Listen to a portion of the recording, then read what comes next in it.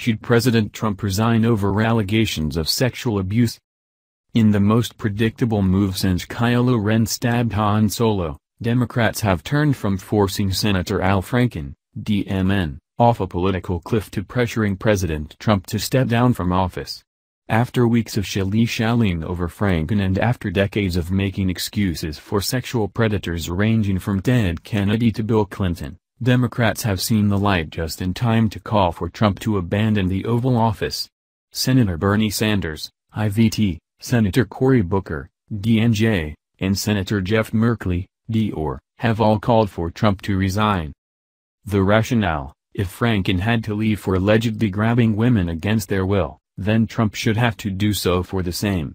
After all, women have alleged that he kissed them against their will, groped them, and even raped them. Ivana Trump alleged and then retracted this. So, when should politicians resign? There are 5 possibilities: 1. Never.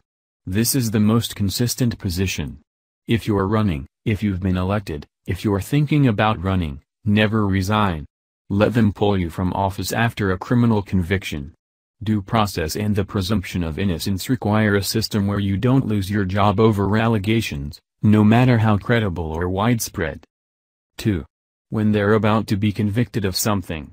This is one step down from never. You only resign when you're about to go to prison or be impeached. This is the Richard Nixon strategy: you hold on until the last possible moment, and then you let go. Again, this has the benefit of consistency, but it means that a lot of awful people slip through the cracks.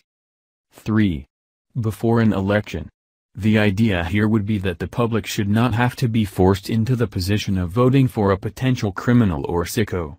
This would apply to Roy Moore. In both the primaries and the general, now Republican voters have been forced into a position of picking between a credibly accused molester and a hardcore pro-abortion Democrat. 4. When new information arises about something horrible they did, post-election. It's after an election, but we've now found out something we didn't know during the election. This is what happened to Al Franken. Nobody knew that he'd engaged in sexual abuse. Now we know. And Franken and Democrats supposedly don't want voters to have to choose between Franken for re-election and a Republican. 5. When they have done something horrible at all. This is the standard that would have to apply for Democrats to oust Trump. He hasn't been convicted of a crime, he's not about to be convicted of a crime, he's post-election, and the public knew about all of these allegations before. The benefit of this standard would be a cleaner, gentler politics. The downside is that, A, it will never happen, and, B, it would overrule the public on questions they've already been polled upon. Franken and Trump aren't similarly situated. Franken's information broke now, not before his election. So, pick your standard, and then stand by it.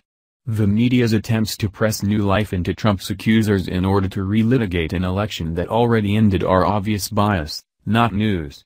And Trump has denied all allegations, so he's not resigning in any case.